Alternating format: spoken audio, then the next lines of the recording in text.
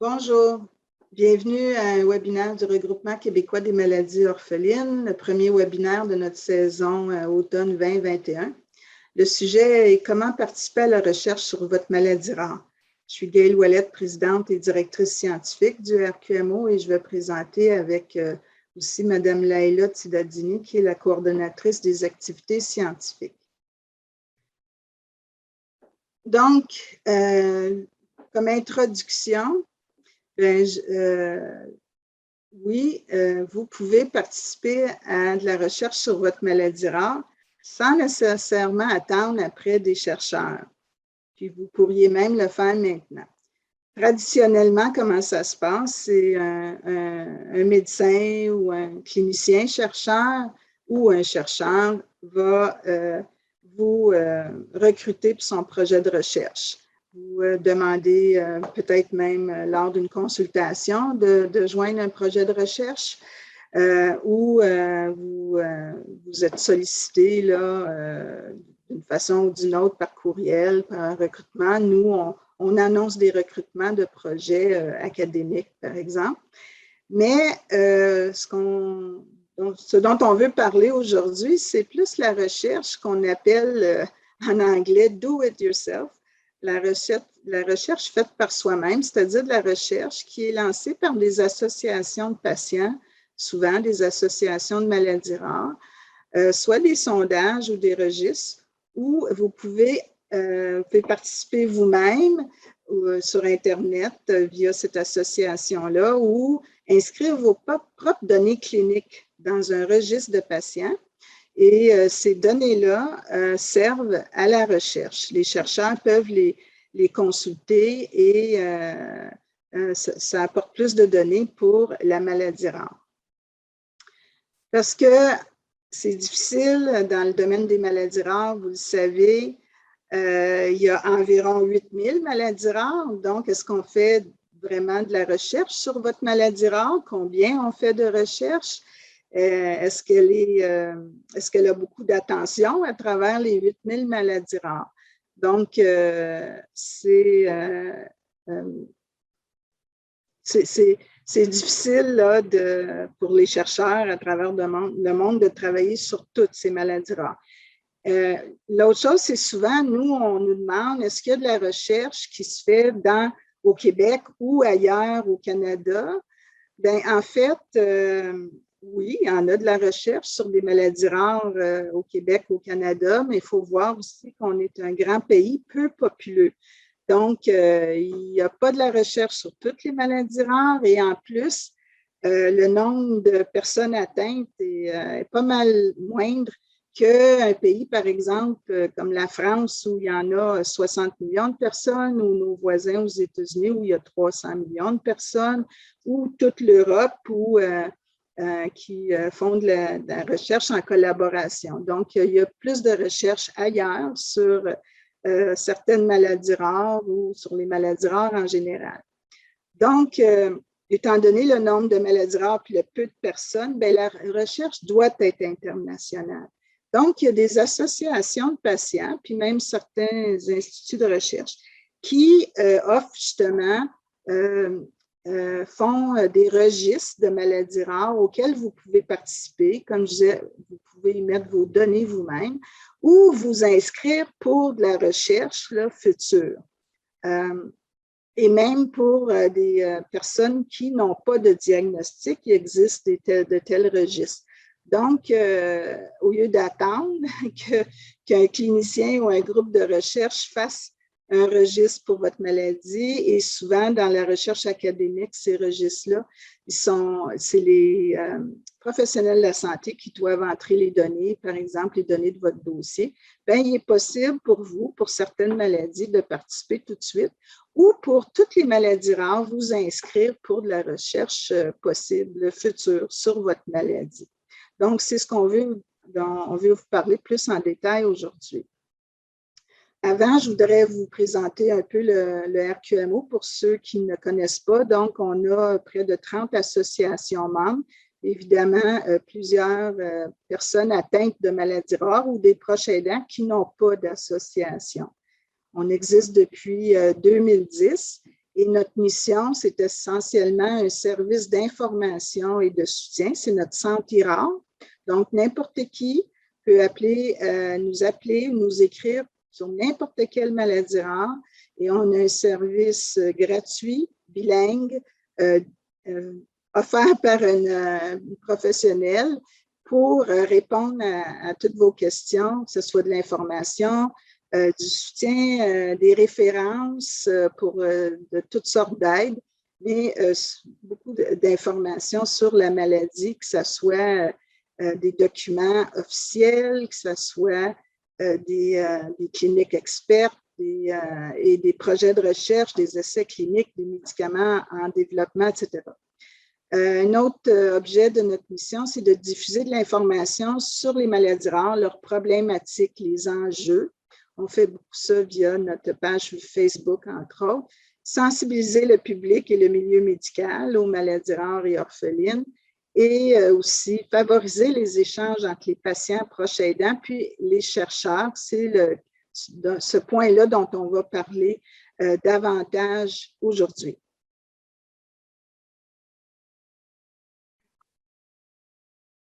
Et évidemment, il y a tout depuis qu'on existe, depuis 2010, où on fait un plaidoyer social pour des programmes, des politiques, une stratégie québécoise en maladie. Non, je vais y aller avec la souris. Donc, notre centre IRAR, où vous pouvez obtenir de l'information, des ressources, de l'aide, des références et aussi où on fait de l'éducation. C'est tant pour les maladies rares diagnostiquées que non diagnostiquées. Dans notre planification stratégique pour 2021-2024, nous avons changé un peu notre vision qui est maintenant plus d'aider à rendre les personnes atteintes d'une maladie rare moins orphelines en leur donnant du pouvoir sur leurs soins, sur la recherche. Donc, le pouvoir d'agir, en anglais, on appelle ça, on parle d'empowerment, puis c'est ce qu'on veut faire. Vous aider à avoir le pouvoir d'agir autant sur vos soins que sur la recherche. Évidemment, c'est un peu aussi en réaction à la lenteur que ça prend au Québec pour avoir des programmes, des politiques par rapport aux maladies rares. Il y a certains aspects qui ont avancé, mais en clinique, très, très peu de programmes ont été initiés jusqu'à maintenant. Alors, évidemment qu'on remarque qu'à notre centre IRAR, c'est surtout des personnes sans association et sans diagnostic qui nous contactent. Évidemment, lorsqu'il y a une association pour une maladie, on les réfère à cette association parce que c'est là que les gens connaissent plus leur maladie et peuvent échanger entre eux.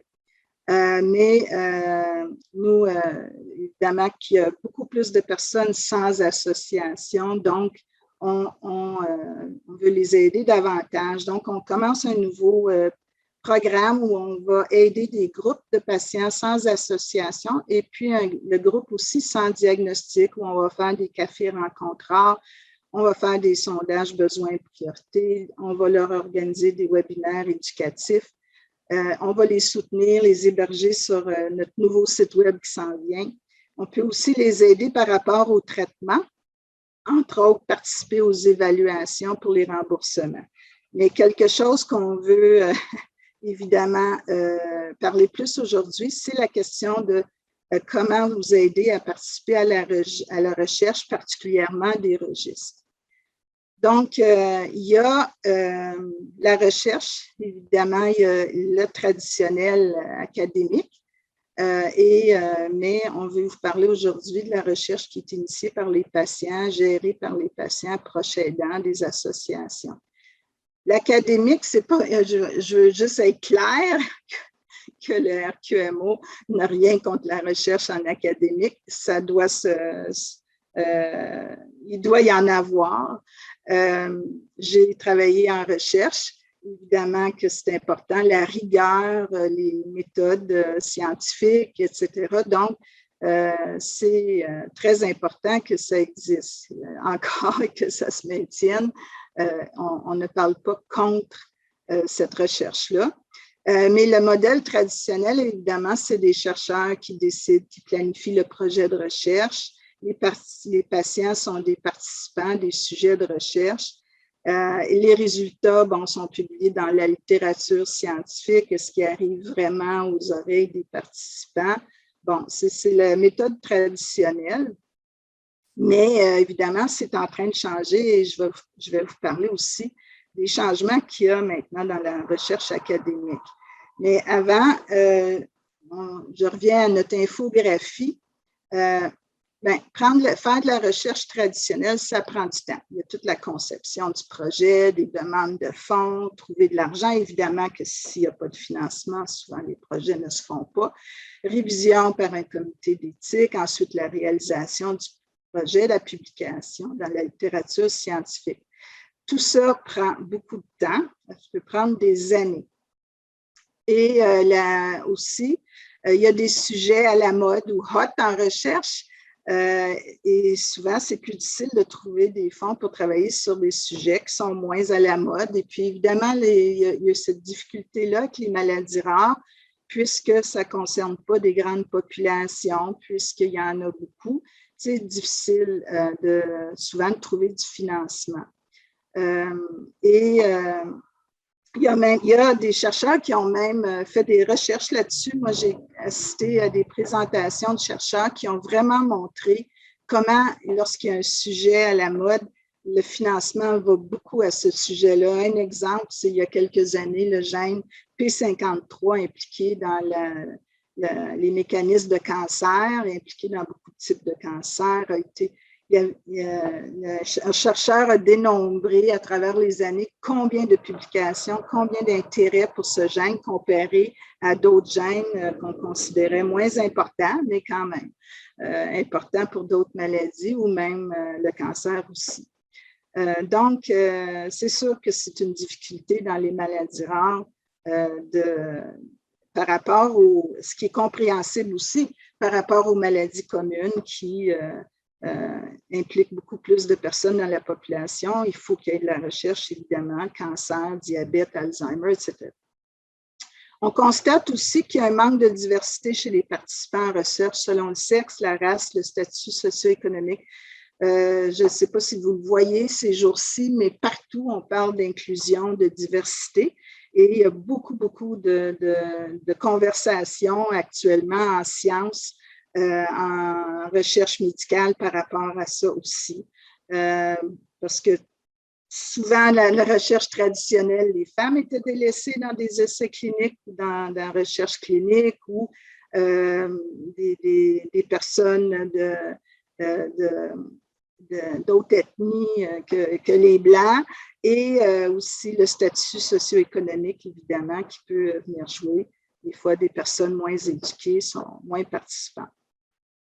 Il y a une chercheure, Dr. Kristen Chambers, qui est psychologue et fait de la recherche dans le domaine de la douleur, très connue là, au Canada, qui a créé ce qu'on appelle SKIP, Solutions for Kids in Pain, les solutions pour les enfants en douleur. Et elle avait fait répertorier, puis elle estimait qu'il fallait en moyenne 17 ans pour que les résultats de la recherche trouvent leur chemin vers la mise en pratique. Donc, 17 ans. Récemment aussi, ils ont fait répertorier des outils qui avaient été développés par des chercheurs pour la douleur.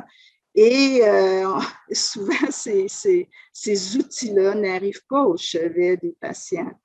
Donc, c'est sûr qu'il y a beaucoup de recherche qui se fait, que la recherche n'arrive pas aux résultats attendus, ça fait partie de la méthode scientifique. Mais souvent, il y a de la répétition, de la récurrence sur les sujets de recherche. On veut développer des outils, on veut développer des façons de faire, et ça n'arrive pas finalement au chevet du patient ou des proches aidants. Ensuite, on se demande, est-ce que la recherche répond à vos besoins ou priorités? Vous pouvez vous demander ça. Est-ce qu'on vous a demandé votre avis avant de commencer la recherche? Et, il y a des bonnes nouvelles de ce côté-là. Comme je disais, le modèle traditionnel de la recherche est en train de changer énormément. Et c'est le modèle là, qui est plus engagement de patient. Je vais revenir à ça.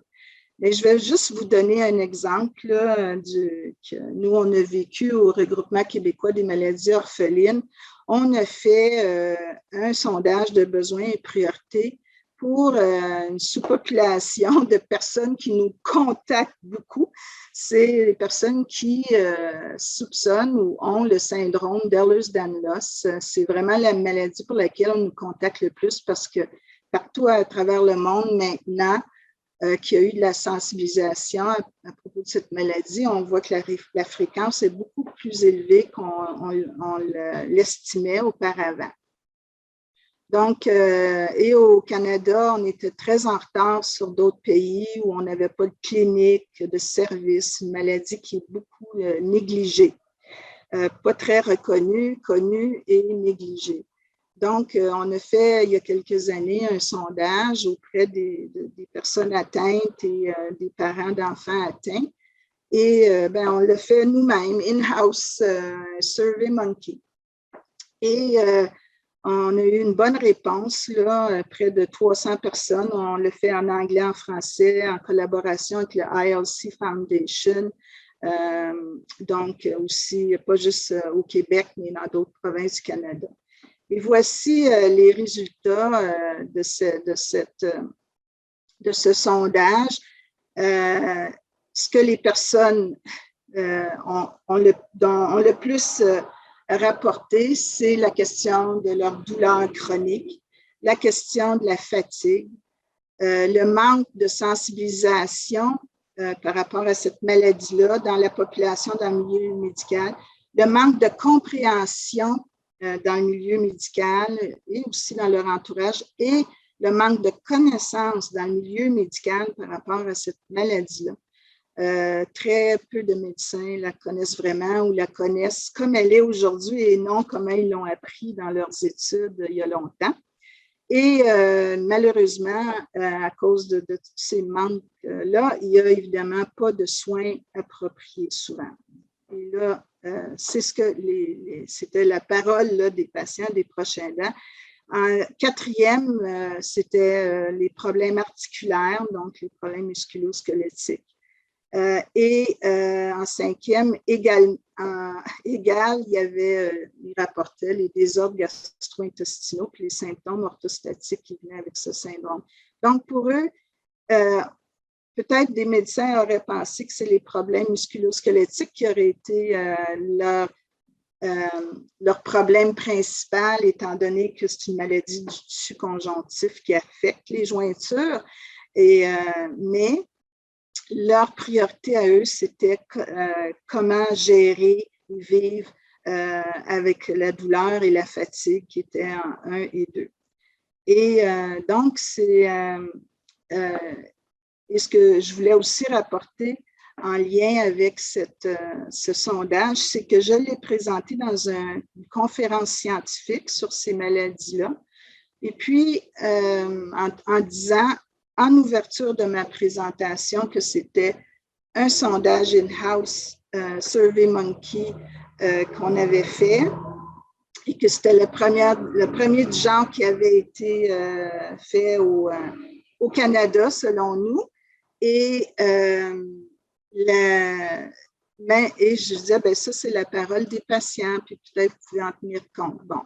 Mais ce que j'ai eu plusieurs questions, puis ce que j'ai eu comme question, c'est vraiment, des questions très scientifiques. Avez-vous stratifié comme ci, comme ça? Ben non, c'était pas une étude académique où on utilisait tous les outils et nous, c'est les fréquences, là. C'est pas des statistiques, évidemment, mais les fréquences sont importantes. Si au-dessus de 60-70% des gens disent que leur priorité 1 et 2, c'est douleur et fatigue, c'est significatif selon nous. En tout cas, pour au moins lancer un intérêt pour la recherche. Et aussi, ce qui était triste, les médecins et chercheurs dans la salle questionnaient notre crédibilité de faire quelque chose comme ça, de répondre à cette population de patients. Donc, c'est triste que des chercheurs, des médecins non, ils n'ont posé aucune question sur les résultats de ce sondage. Est-ce qu'ils en ont tenu compte? Est-ce qu'ils voulaient savoir? C'est triste de savoir de cette réaction. J'ose dire que c'est une culture puis qu'elle est en train de changer. Et justement, c'est ça dont je veux parler.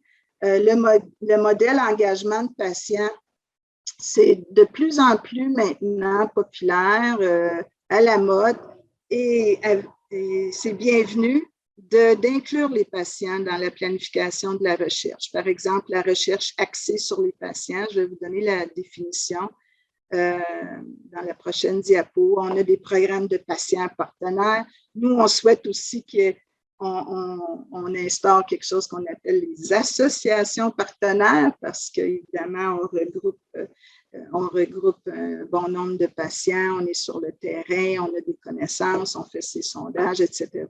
Il y a aussi ce qu'on appelle les indicateurs de résultats rapportés par les patients. Ça, c'est Patient Reported Outcome Measures, qu'on appelle en anglais, qui sont importants, entre autres, pour les essais cliniques, puis la recherche clinique. Et on parle beaucoup aussi récemment, le Fonds de recherche du Québec, la science citoyenne, les Living Labs. Donc, c'est des bons changements du modèle traditionnel, mais c'est quand même de la recherche qui académique et initiée par un groupe académique des chercheurs.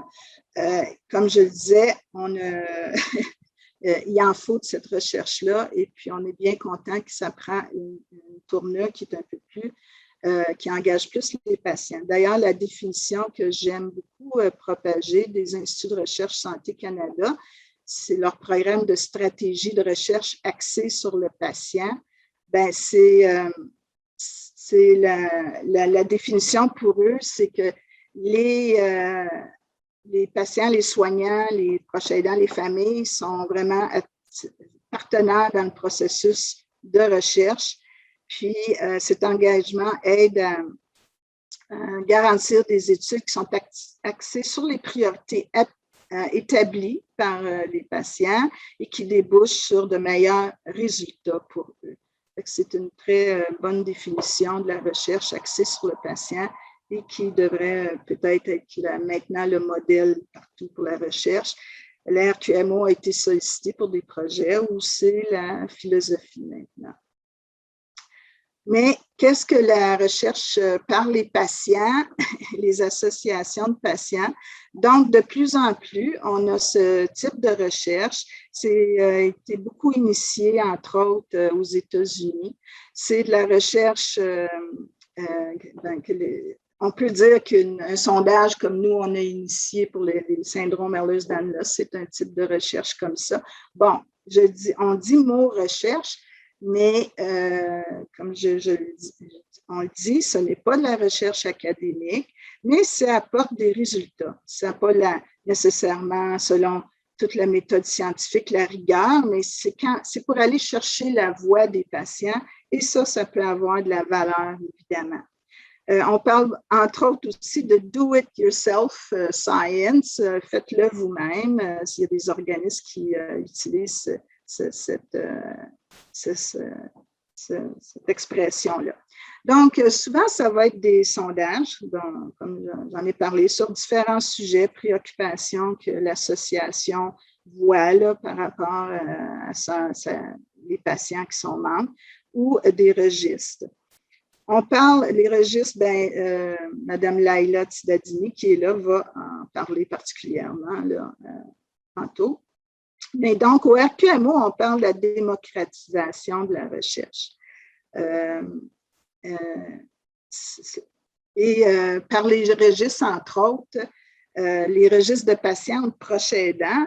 Donc, c'est ce qu'on appelle en anglais patient-driven or patient-powered registries, des registres de maladies spécifiques là, qui sont, dans le fond, initiés, propulsés et gérés par les patients eux-mêmes, par l'association qui monte le registre, les questions. Puis, ce qui est différent du modèle traditionnel, c'est que le patient proche aidant, c'est lui ou elle qui est l'usager, l'usagère, c'est-à-dire qu'ils peuvent entrer leurs données eux-mêmes. Parce que le modèle traditionnel de registre de patients, des registres, là, Laila va plus expliquer, mais c'est important pour collecter des données sur une maladie, pour faire progresser la recherche. Mais le modèle traditionnel, c'est que ça fait partie de la recherche académique, c'est monté par un chercheur ou un clinicien, et c'est le chercheur, le clinicien, son équipe qui entre l'information dans le registre, habituellement l'information qui est prise dans le dossier médical ou des questionnaires qui sont faits dans le cadre de la recherche. Mais dans ce cas-ci, on parle de registre où le patient, proche aidant, membre de famille, peuvent inclure eux-mêmes les données dans ces registres-là.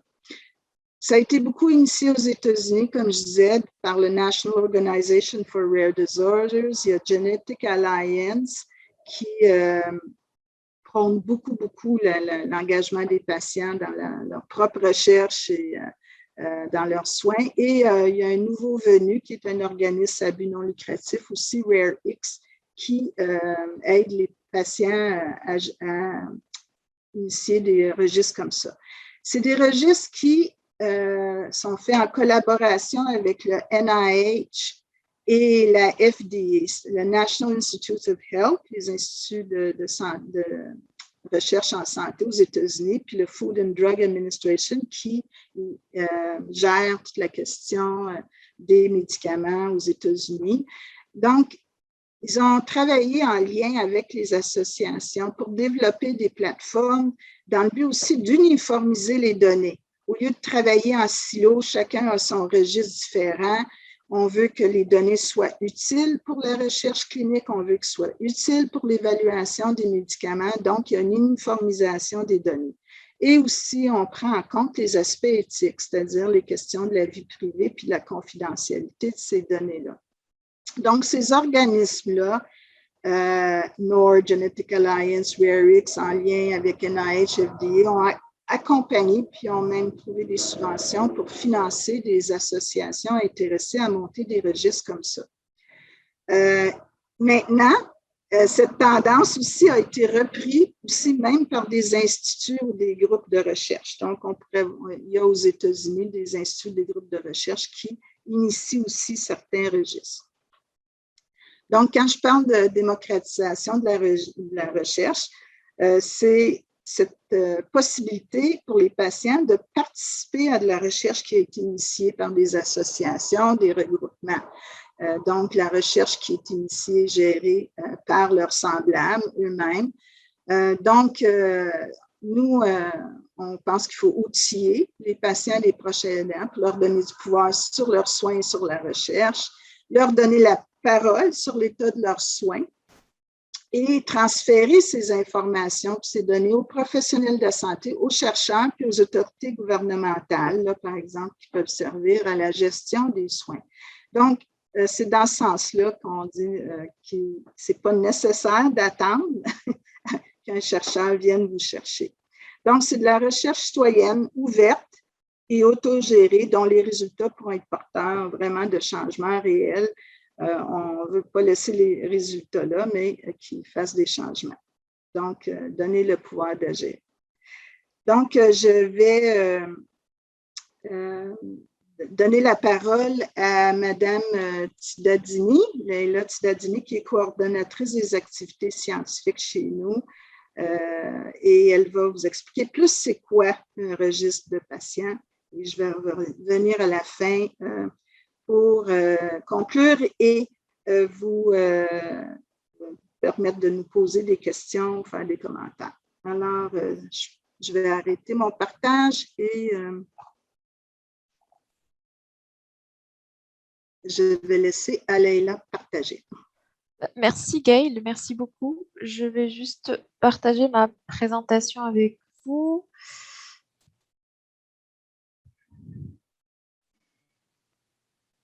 Alors, est-ce que vous voyez mon écran? Oui, c'est beau.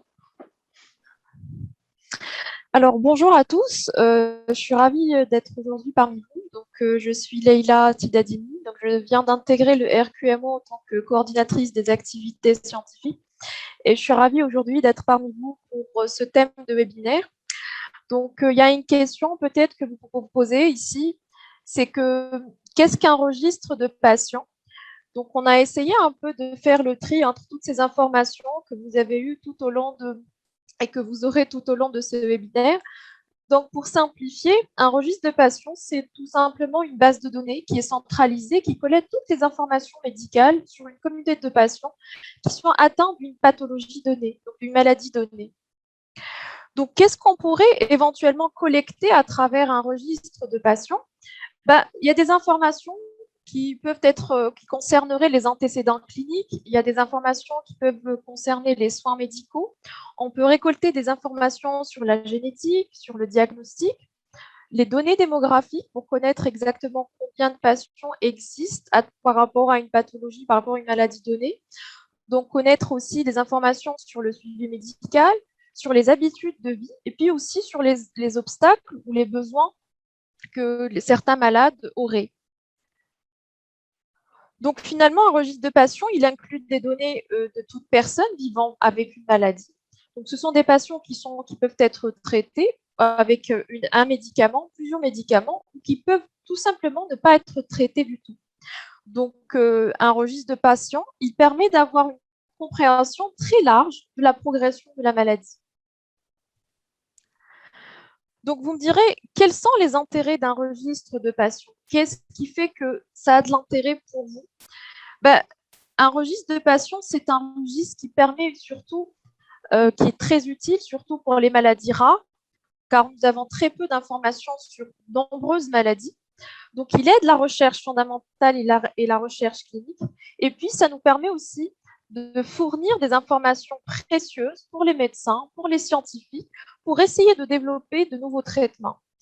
Il permet aussi de faire de la planification par rapport aux services de santé, par rapport aux services sociaux, puisque vous allez mettre le point sur les besoins en particulier des patients. Donc, ça va servir aussi à ça. Et puis, ça permet aussi d'établir des liens entre le patient, parce que ce sont des registres de patients qui relient nombreux patients à travers plusieurs territoires, à travers des pays, à travers des régions. Donc, ça permet de créer un véritable lien à travers la planète.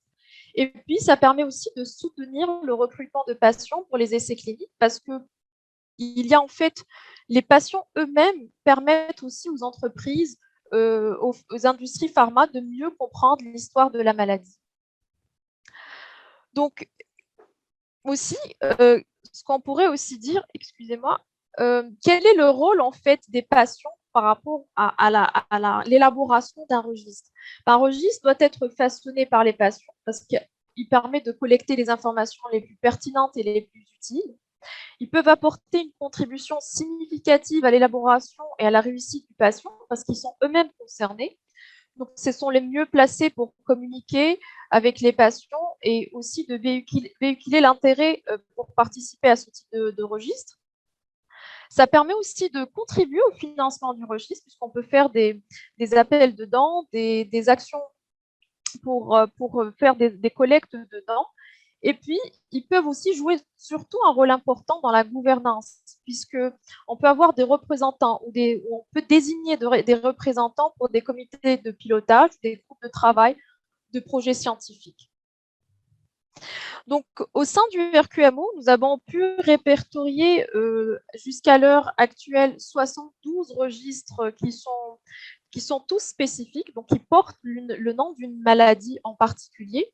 Et on a aussi répertorié 8 registres non spécifiques qui peuvent être en rapport avec des maladies non diagnostiquées, qui sont liées à un gène ou à des gènes, et puis aussi à des maladies, les maladies rares en général. Donc, le recrutement de patients se fait à l'échelle mondiale. Donc, la participation à un registre est une façon finalement de faire partie de la recherche de la maladie. C'est une façon de donner du pouvoir surtout aux malades. Et puis, ça permet une connexion mondiale. Parce que, comme l'a dit tout à l'heure Gail, ça permet d'avoir le pouvoir d'agir, ce qu'on appelle l'empowerment. Donc, grâce à ces registres-là, vous allez pouvoir porter votre voix et surtout faire montrer vos besoins et aller là où vous en avez le plus besoin. Voilà. Donc, je cède la parole à Gail. Je vais Oui. arrêter le partage d'écran.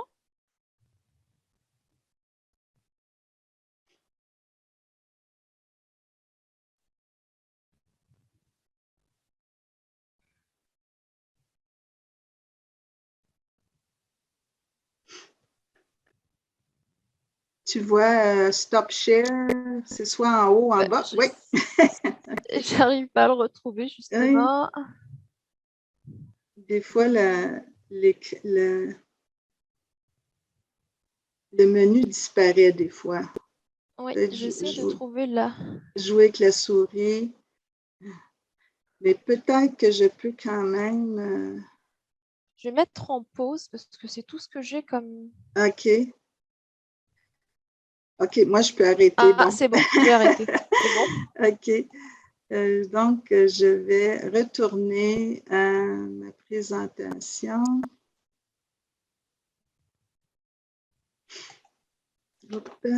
Oui. Non, je pense que vous ne la voyez pas, là. Je dois partager moi aussi.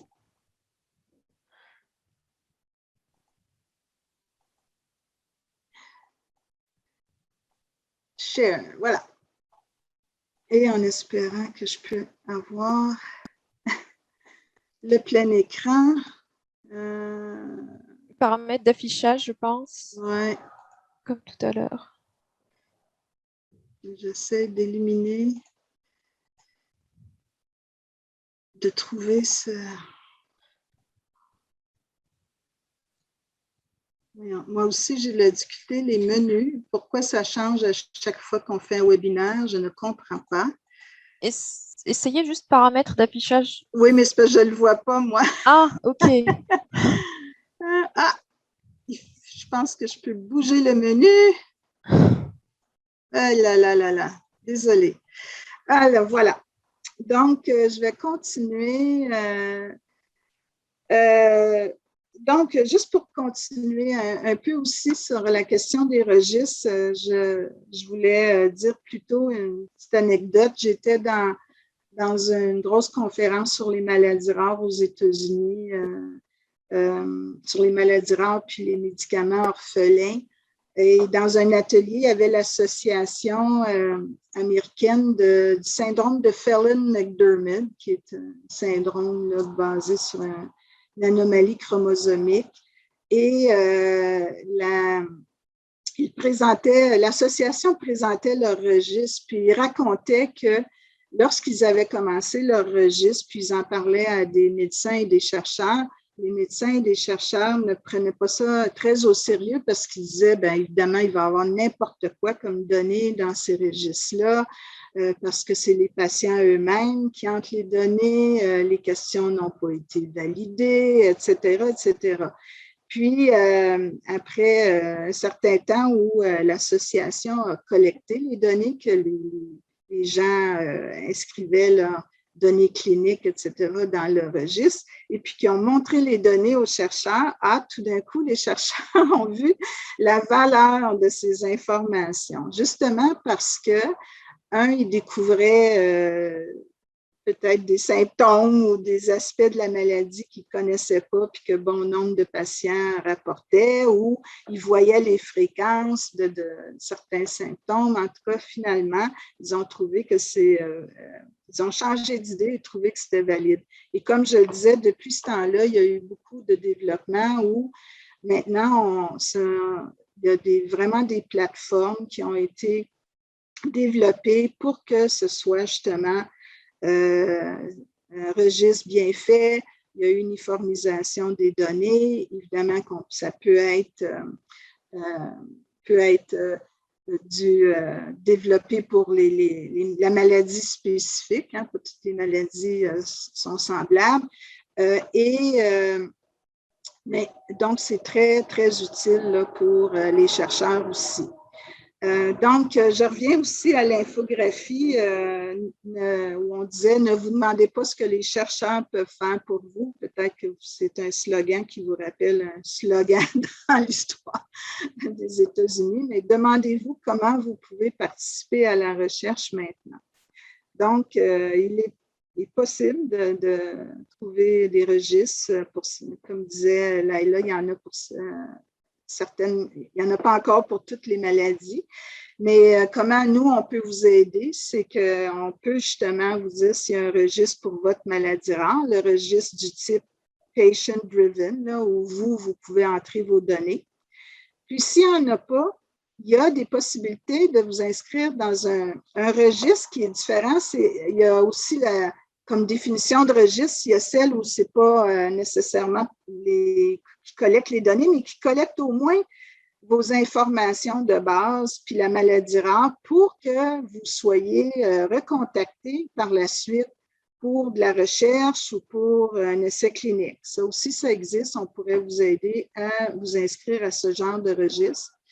Ensuite, il y a un registre qui existe aussi maintenant parce qu'il y a beaucoup de gènes qui sont associés à des maladies qui sont identifiées maintenant par les nouvelles technologies de séquençage exomique ou génomique. Et on découvre des nouveaux gènes ou on découvre des gènes qui, on ne pensait pas étaient associés à certains symptômes, certaines maladies en particulier. Donc, même nouvelles maladies, nouveaux gènes. Puis, il y a des registres où on peut inscrire ce gène-là, la mutation ou le variant qui a été identifié pour justement qu'il y ait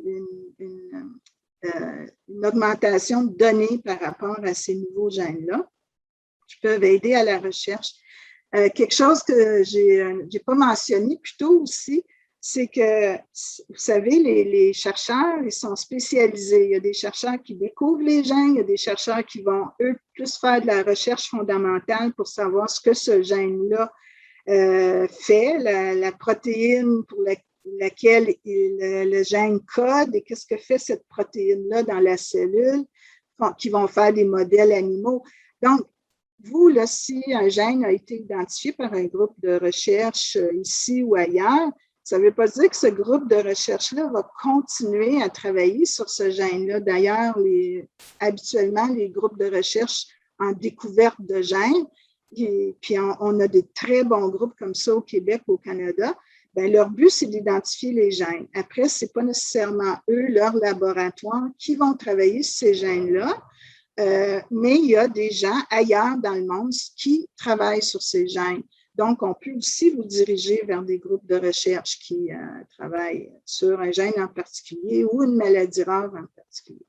Puis, si vous êtes sans diagnostic, bien, il y a aussi des registres et des organisations qui collectent les données sur la maladie, qui n'a pas de nom, là, mais les symptômes, les signes et les symptômes de cette maladie-là. Puis, lorsque vous mettez ces données-là dans une base de données, dans un registre, bien, peut-être qu'on peut trouver quelqu'un qui est semblable à vous. Et ça peut intéresser les chercheurs et évidemment vous-même. Et vous voulez peut-être savoir où en est la recherche de cette maladie. Bien, je parlais de notre santé rare tantôt, mais on fait ça régulièrement, de chercher pour quelqu'un où en est la recherche. Souvent, les gens vont nous dire, bien, il n'y en a pas, il y a peu de recherche sur la maladie, mais nous, on peut aller dans des sites et des bases de données spécialisées dans la littérature médicale et vous faire un résumé de où en est la recherche. On le fait aussi pour des associations. Donc, c'est comme ça qu'on pourrait vous aider là, Donc, on part, si on veut, un programme qui s'appelle « Je m'inscris pour la recherche sur le rare ». Alors, nous, vous pouvez nous contacter, mais on va aussi vous envoyer un courriel aux participants ici, puis on va promouvoir dans les jours qui viennent là, comment vous pouvez nous contacter, nous dire si vous voulez participer à un registre, que ce soit non diagnostic ou pour un gène ou pour votre maladie. On pourra vous dire s'il y a un registre pour votre maladie, puis sinon, où vous pourriez vous inscrire pour la recherche, etc. Donc, c'est ce qu'on va faire dans les prochaines semaines. dans les prochains jours, et ça va être un projet en continu toujours parce qu'il y a des nouveaux registres qui apparaissent. Évidemment que le RQMO souhaite aller plus loin dans une phase 2 de ce projet-là et même pouvoir initier des registres nous-mêmes avec ces plateformes-là.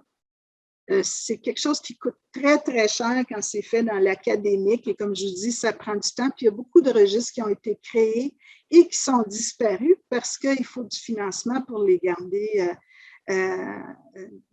actifs là, dans le milieu de la recherche et dans le réseau de la santé. Tandis que des registres par les associations de patients, bien, ils risquent c'est plus simplifié. Il y a des plateformes qui existent déjà et ils peuvent durer plus longtemps. Et en tout cas, on souhaite avoir éventuellement du financement pour pouvoir, nous aussi, participer à ces programmes-là, comme Nord Genetic Alliance, RareX Fonds aux États-Unis. Donc, si vous voulez nous aider aussi, gênez-vous pas de nous aider, peut-être faire des dons ou parler dans votre entourage pour faire des dons au RQMO. Mais notre santé rare est toujours là. Voici les numéros de téléphone, le courriel, info RQMO, vous pouvez écrire. Et on lance ce programme-là pour lequel Laila est maintenant en charge et nous avons notre agente au centre d'information et nous aurons des bénévoles des étudiants dans le milieu dans les études biomédicales qui vont aussi nous aider, qui vont être entraînés pour aussi.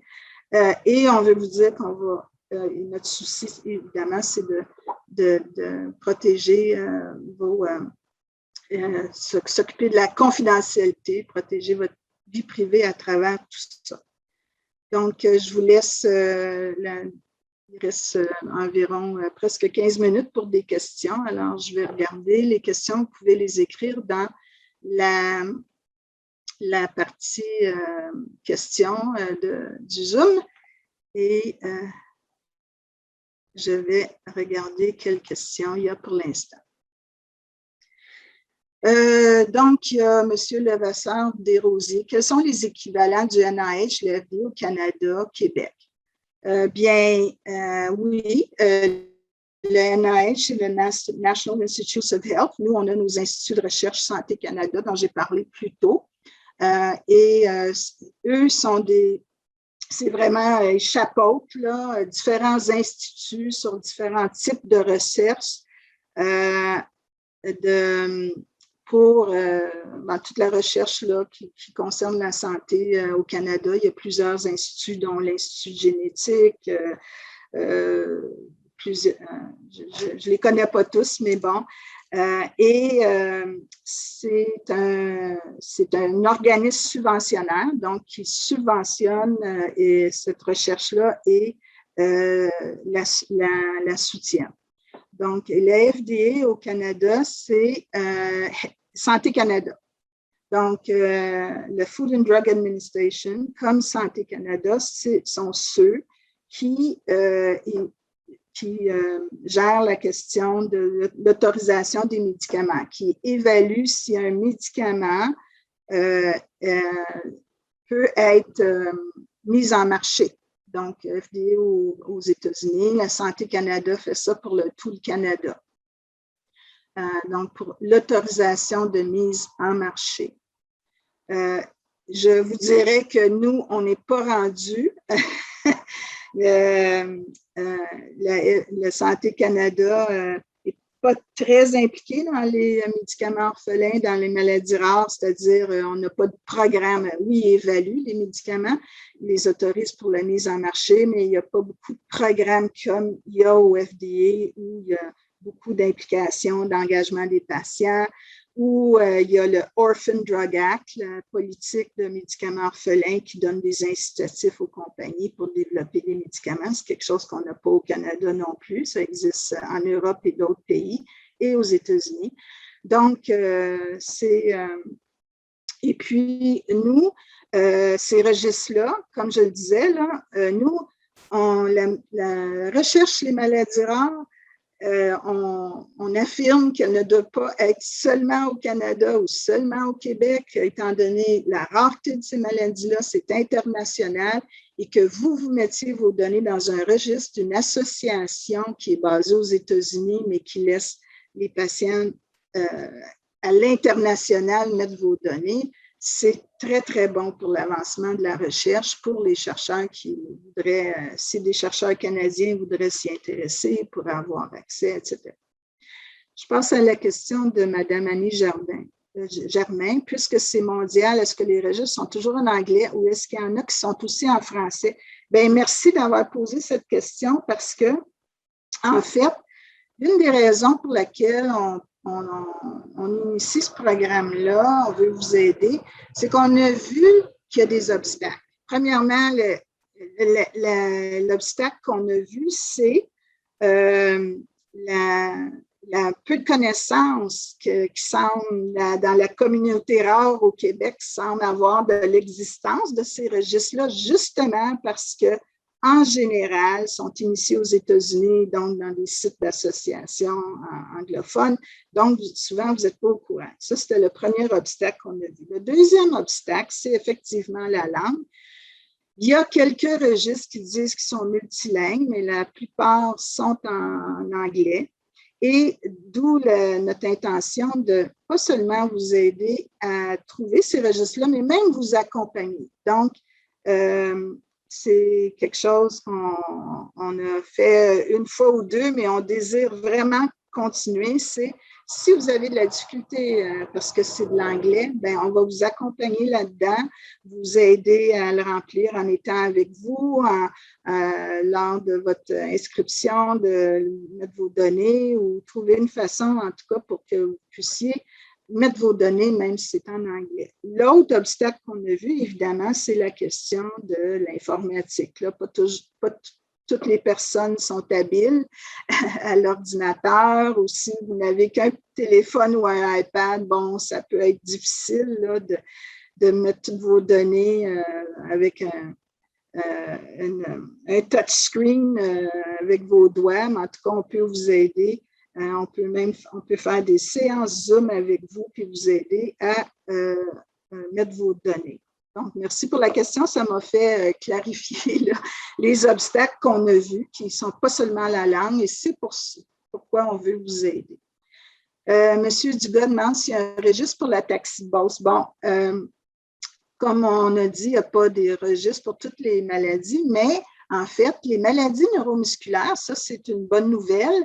La plupart des registres, on a vu, sont internationaux, surtout basés aux États-Unis, mais il y en a ailleurs. Et il y a un registre pour les maladies neuromusculaires au Canada et qui, à ma connaissance, est en anglais et en français. Donc, vous avez la possibilité de participer à ce registre-là. Donc, vous pouvez nous écrire, nous demander l'information, on va vous donner le lien. Si vous avez besoin d'aide pour vous inscrire, on va vous aider et vous donner toute l'information. L'autre obstacle, en fait, c'est peut-être pas votre cas, M. Dugas, mais l'autre obstacle, c'est évidemment certaines incapacités que des personnes avec certaines maladies ou syndromes rares ont par rapport à leur habileté là aussi à l'ordinateur à cause de leur incapacité. Là, fait qu'on peut aussi aider les gens qui ont ces difficultés-là. Là, je ne vois pas d'autres questions. Est-ce qu'il y en aurait? Oui. Monsieur Levasseur-Desrosiers, encore, étant donné le délai moyen de 17 ans avant qu'un traitement soit disponible, est-ce possible de participer à des essais cliniques aux États-Unis quand on est Canadien? Quand je parlais du délai moyen de 17 ans, ce n'est pas nécessairement pour un traitement, c'était pour la recherche en général. Même Mme Christine certains, c'était peut-être plus dans son domaine de recherche de la douleur, mais bon, on sait que ça prend du temps, puis c'est pas juste pour les traitements, mais évidemment que pour développer un traitement, on sait que ça prend du temps. Pour les essais cliniques, Là aussi, vous pouvez nous contacter n'importe quand. Nous cherchons tout le temps les essais cliniques qui sont en cours. Et même, on peut vous donner des informations sur des essais cliniques qui viennent de se terminer, est-ce qu'il y a des résultats, où ça s'en va, ou des essais cliniques qui vont être initiés bientôt. On peut trouver toute ça, cette information-là pour vous. Et oui, il y a certains qui ont participé à des essais cliniques aux États-Unis. Moi, j'ai même accompagné une personne avec une maladie neuromusculaire dans un essai clinique aux États-Unis. Il y a des compagnies qui recrutent des patients d'autres pays et leur payent leurs frais de transport et tout. Dans le cas de ce patient-là, tout était payé et même mes frais à moi comme accompagnatrice. Puis, donc ça, c'est une possibilité, mais assez rare. Bon, ça arrive, donc nous, on peut même contacter, on le fait, là, des coordonnateurs, coordonnatrices d'essais cliniques pour s'informer si quelqu'un du Québec peut y participer et comment ça peut fonctionner. Ensuite, il y a les essais qu'on appelle multicentriques, où il y a plusieurs centres là, qui font l'essai clinique et il peut arriver qu'il y ait un centre au Québec, au Canada. Et ça, c'est quelque chose aussi qu'on informe les gens s'il y a un centre. Récemment, il y a eu un essai clinique sur la dystrophie musculaire de Duchenne, puis il y avait un centre en Ontario, puis on y a référé des gens. Il peut y avoir des centres, comme je disais, de recherche qui font ces essais cliniques au Québec aussi. Donc, gênez pas de toujours nous demander, on peut vous trouver cette information-là. Est-ce qu'il y a d'autres questions? J'ai vu qu'il y avait des commentaires peut-être, là. Certaines compagnies qui semblent être de ce genre collecteur de données m'ont contacté via Instagram pour répondre à de longs sondages par rapport à la maladie de ma fille. J'avais une crainte de répondre car je ne connaissais pas l'organisation. J'avais aussi peur que ça nuise aux recherches auxquelles ma fille participe déjà au Québec. Également, l'anglais est un obstacle, que je comprenne bien tous les longs paragraphes sur la légalité. Instagram et les médias sociaux semblent une plateforme très active pour contacter les patients. Heureuse de savoir que ce n'est pas mauvais. Bien, attention, c'est un bon point que vous avez amené là. Il y a il y a cette tendance de certains registres où on partage, où on vend les données à des compagnies. Bon, certains registres ont comme philosophie de ne pas vendre de données et les données sont uniquement pour les chercheurs qui travaillent sur la maladie, les chercheurs qui travaillent sur la maladie. Mais certaines, je vais vous dire, ça dépend comment ça se fait. Certains registres, associations ont décidé que pour financer leur registre, pour que les registres se maintiennent, pour qu'ils puissent continuer à fonctionner puis offrir ça à leurs membres. Certains ont décidé, OK, on va partager avec les compagnies pharma, c'est bien pour développer les traitements. Donc, évidemment, vous allez payer pour ces données-là. Puis là, ils mettent évidemment des règles, etc. Mais ce que je peux vous dire par rapport à la confidentialité des registres dont nous vous parlons là aujourd'hui, celles qui ont été élaborées par des associations sérieuses aux États-Unis, l'aide du NIH, FDA. Eux, maintenant, la tendance est que vous décidez quel niveau de confidentialité et de partage vous voulez pour vos données. Donc, vous pouvez dire, ah ben moi, je laisse, toutes mes données peuvent être vues par les chercheurs ou seulement une partie. C'est vous qui le décidez. Il y a des niveaux comme ça de confidentialité et de partage. C'est des choses dont on va pouvoir vous informer dépendant là, du registre en question. Je dirais de faire attention aussi. Vous savez que des des compagnies là, qui sont comme 23andMe, Ancestry, où vous pouvez envoyer un échantillon de salive pour trouver par votre ADN soit des maladies, mais ça, c'est jamais très bon par ces compagnies-là, soit vos ancêtres, vos origines ethniques, etc. Bien, ces compagnies-là, il faut lire la petite écriture parce que souvent, ils vont vendre vos données. Est-ce que c'est quelque chose que vous voulez? Est-ce que c'est quelque chose que vous ne voulez pas? Est-ce que c'est quelque chose qui vous fait peur? Alors, il faut faire attention. Si vous ne voulez pas, là, ces compagnies-là le font souvent. Que vous soyez, c'est la première fois que j'entends le contacter via Instagram. Il faut savoir c'est qui vous. Nous, quand on part des sondages, ben c'est clair que c'est nous, le RQMO. Puis nous, jusqu'à maintenant, on a fait ça anonyme. On ne collecte pas même les IP de votre ordinateur. On ne sait pas, on ne pourrait pas vous retracer, etc. En général, c'est anonyme.